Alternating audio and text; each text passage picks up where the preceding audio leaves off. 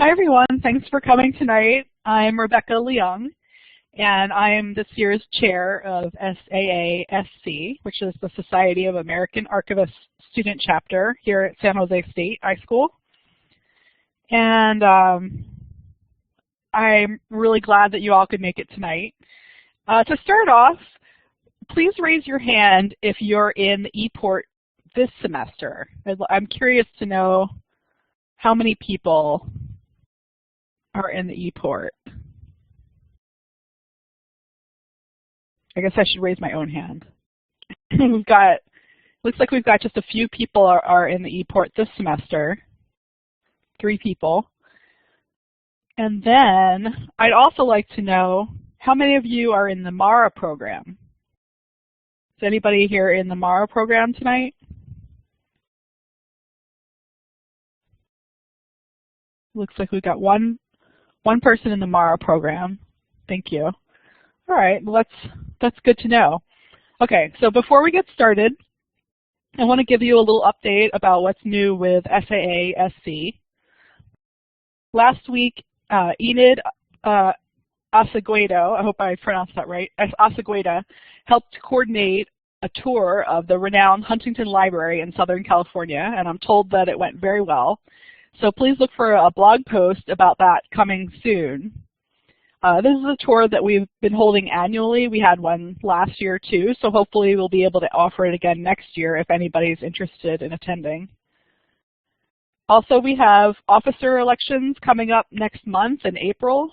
All 3 officer positions will be open, the chair, vice chair, and secretary, since all 3 of our current officers are graduating this semester. So we're hoping to find some motivated people to fill those seats. Please don't be shy. And feel free to ask us any questions. Also, we're very, very glad to answer questions about that. But there'll be an announcement about the elections coming up soon. And at the end of April, we'll host a free in-person tour of the Sutro Library in San Francisco, if you're local. The Sutro Library, the San Francisco branch, holds the original collection of Adolph Sutro, California businessman and San Francisco mayor. The library has a large collection of publications and items dating from the 13th through the 21st century. It's one of the largest genealogy collections in the United States. So you can go to the website to RSVP, and I'll put that link in a minute if you want to check it out. Finally, in the beginning of May, we're hoping to collaborate on an event with a special library student chapter, so look for more details on that soon. And now, without further ado, I'm extremely pleased to introduce our presenter tonight and last year's SAASC chair, Catherine Folnovic. Catherine is a recent MARA graduate from Saskatchewan, Canada, working in academic archives and an RIM environment. She successfully completed her e-portfolio in fall 2016. Welcome, Catherine. Thank you. Thank you so much for the introduction, Rebecca. It's good to be here. Can you all hear me good? Well, I guess. Cool. So hi, everyone. Thank you for joining tonight. My name is Catherine. As Rebecca said, I'm a recent MARA graduate who completed the portfolio in fall 2016.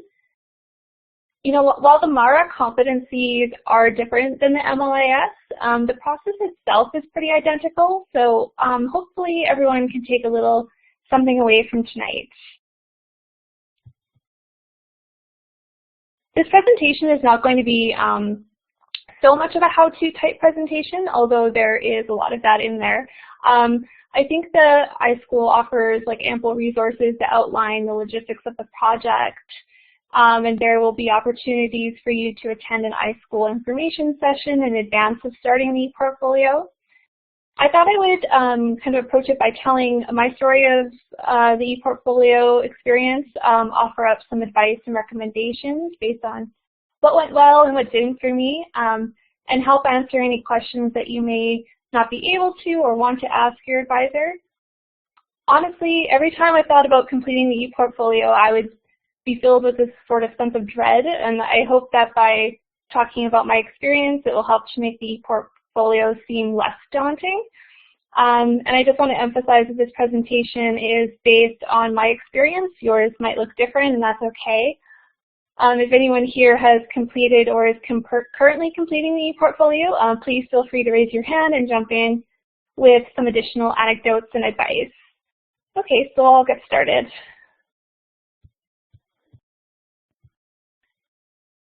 Ultimately, the first thing you're going to want to do is get acquainted with what the e-portfolio is, the process, the logistical requirements, and what is going to be expected of you. Really, the best way to do this is read through the most up-to-date version of the e-portfolio handbook, attend an information session to ask all your not-so-silly questions, and look through some example e-portfolios. And all of these resources can be found on the iSchool website pretty easily. So you will definitely feel better once you are mentally prepared for what is ahead.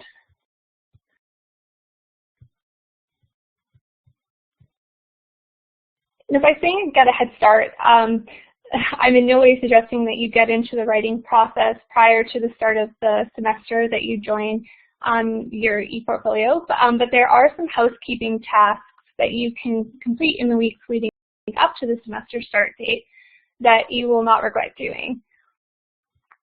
The first thing I did was gather all of my finished assignments, discussion posts, professional projects, conference material, all potential evidence, and save a copy in one common location. I would suggest creating copies just for your e-portfolio because you may have to rework some documents, but you definitely don't want to lose those originals. By aggregating all your possible evidence, you can start getting acquainted with what you have, identify any gaps, and honestly, it's a huge time saver later on. The next easy housekeeping task is to set up a tracker. I would suggest using a spreadsheet, which is easy to manage and populate, but there's other ways you could do it. Here's a screenshot of mine, which as you can see is very simple. This spreadsheet includes the comps, the recommended classes to draw evidence from, the evidence being used, and key dates. And don't worry about populating the evidence and date fields like these before the semester starts, but having it otherwise ready to go is, again, a huge time saver.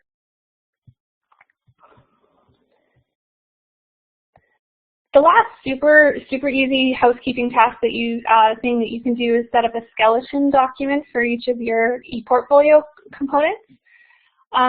Your core documents will include an introduction. For some students, professional philosophy, more on that later though, a document for each comp, a conclusion, and an affirmation. Here's an example, just in case that's helpful.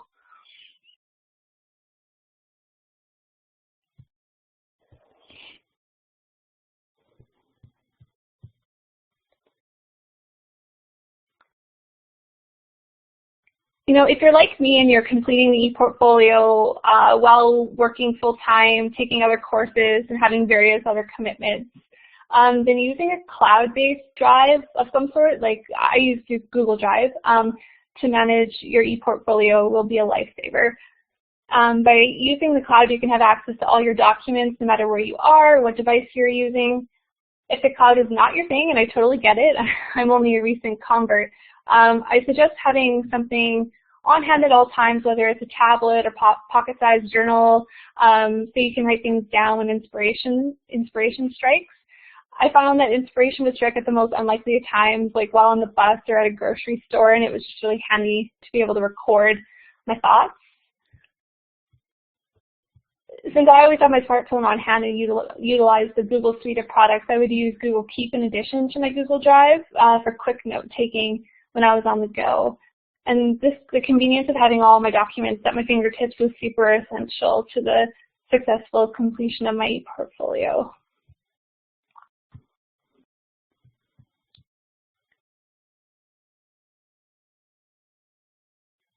So the next decision you're going to have to make is whether you want to host your e-portfolio as an independent website or use Canvas, which is the current learning management system.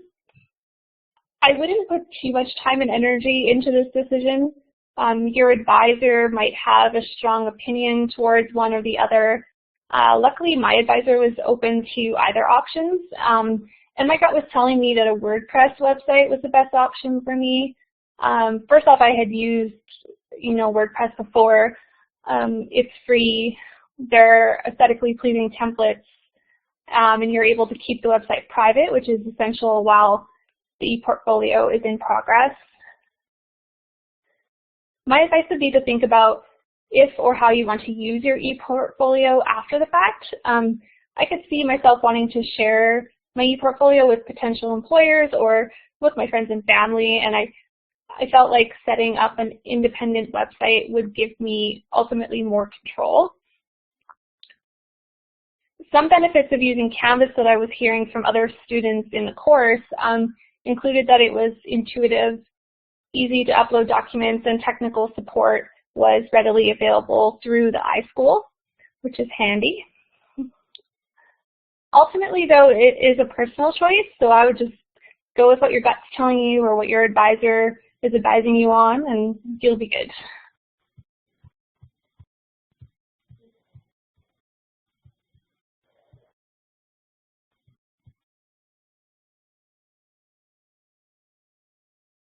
So the next process that you're really going to, sorry, I just saw a question in the chat box. Yeah, so did you say that your ePortfolio website was private as you were developing it? Yeah, I think that might be one of the requirements of the ePortfolio, that if you're using an independent website to host your ePortfolio, it has to be kept private until, yeah, Amanda, until it's been completed. There's like, you might need to you might be using names or anyway, there's just some confidentiality kinds of things related to that. And WordPress, keeping it private is a free option, which some other website developing sites require a fee for that or whatever. So WordPress is a good option.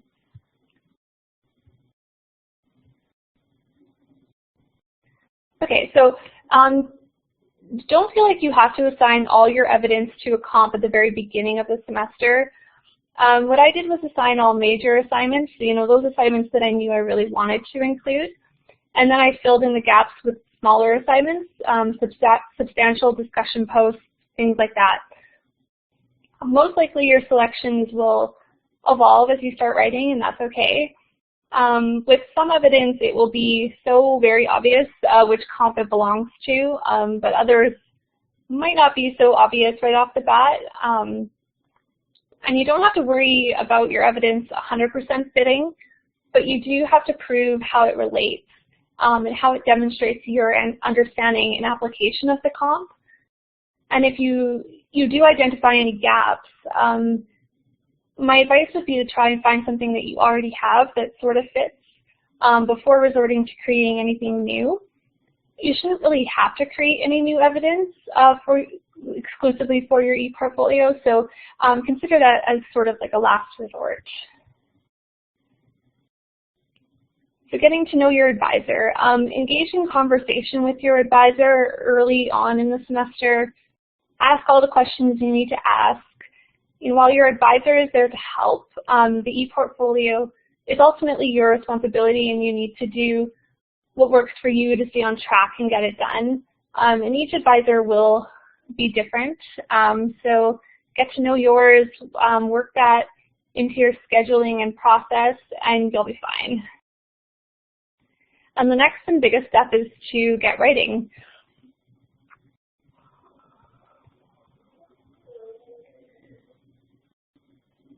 The handbook does a really good job of outlining the comps of the ePortfolio.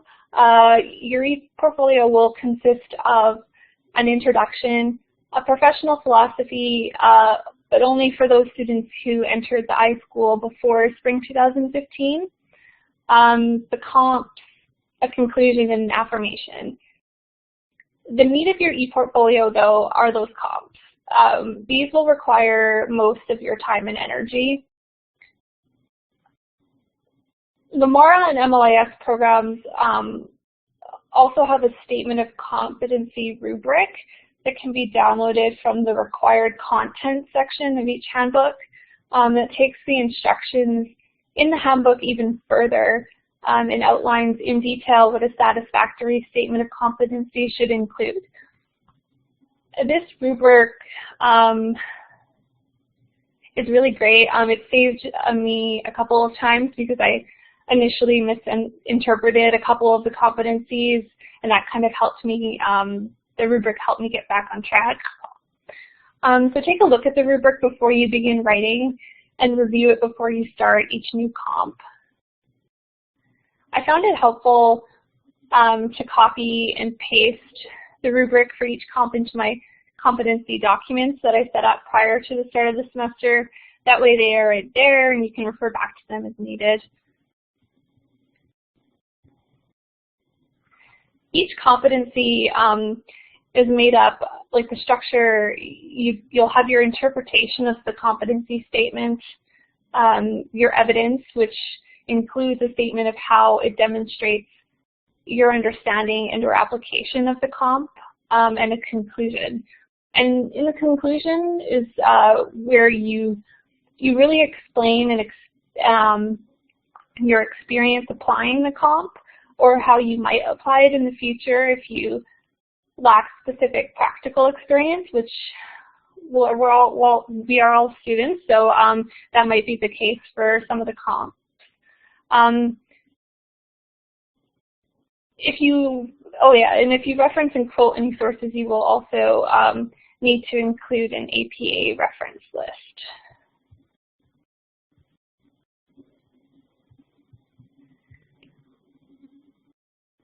Everyone's writing process and ideal writing environment is different.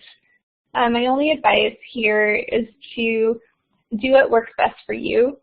If it's feasible, set up your ideal environment and block off a healthy chunk of time each week to devote exclusively to your e-portfolio. I found that the best way to get over the fear of writing my first comp was to sort of dive headfirst into writing the one I felt to be the easiest, and that will be different for everyone. I recommend finishing this comp in the first week of the course so that you can get early feedback from your advisor and have a clearer path to the finish line. I found that completing the comps gets easier when you have a couple submitted and approved.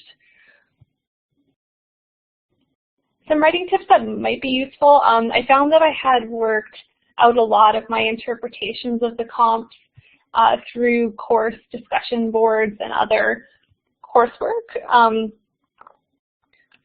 So early on in the semester, I skimmed all of my evidence and pulled out bits and pieces to use as inspiration to begin writing my interpretations. I think it's, and I also think it's important to draw from your personal experiences and bring them into your e-portfolio, whatever they may be. It gives your e-portfolio character and really makes it your own. In your e-portfolio, and especially your comp statements, you don't have to quote too much, but referencing a carefully curated set of credible sources is important.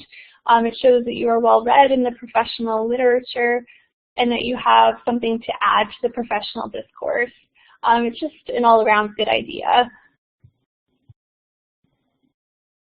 Your e-portfolio will also be more meaningful if you weave common themes that are important to you throughout. You know, for me, this was talking about the importance of the convergence of archives and records management, making archival practices more sustainable. So tailor the themes that you are passionate about and what you hope your professional trajectory to be.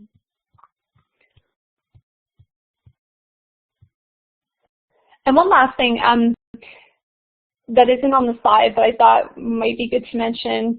Don't be hasty to delete things from your comps. I was writing a comp and decided I didn't like a certain section, so I deleted it out of the document. And later I wanted to, revisit that idea in a different context, but it was gone and I couldn't quite retrieve it in the same way. So after that happened, I created a document that I named info deleted from comps that I might still need. It's sort of just a just-in-case measure that I wish I had done earlier, so I thought I'd share.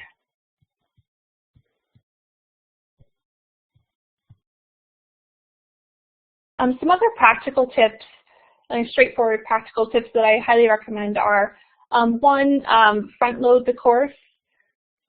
Two, stick as close to your target dates as possible.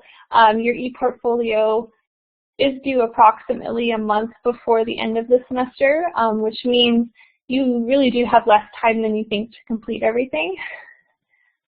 Number three, do your comps first and save all the other pieces for last. You will have a clearer sense of how you want to introduce and conclude your e-portfolio once you have all the comps completed. And four, when in doubt, communicate with your advisor, your colleagues, or anyone else who you typically seek advice from. Personally, I didn't do so well on point 1 and 2, so I'm hoping that by sharing that, you can learn from my mistakes.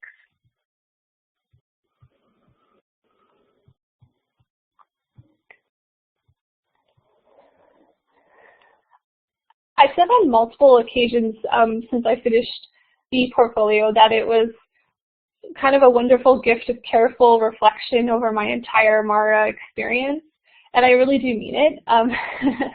My boss and mentor received her master's degree in a program with a thesis component, and she said the portfolio sounded like such a great way to synthesize everything that you've learned and reflect on it.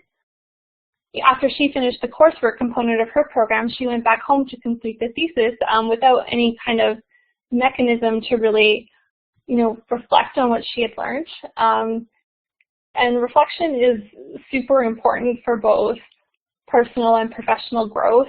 And the e-portfolio really forces you to engage in this exercise that you probably wouldn't engage in otherwise.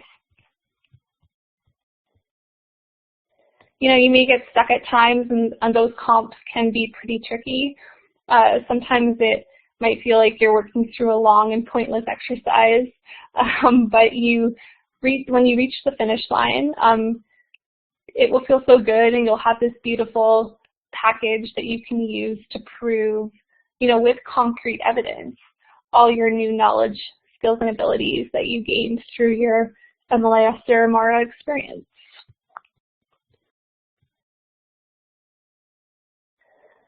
So that's all I have for you tonight. Does anyone have any specific questions?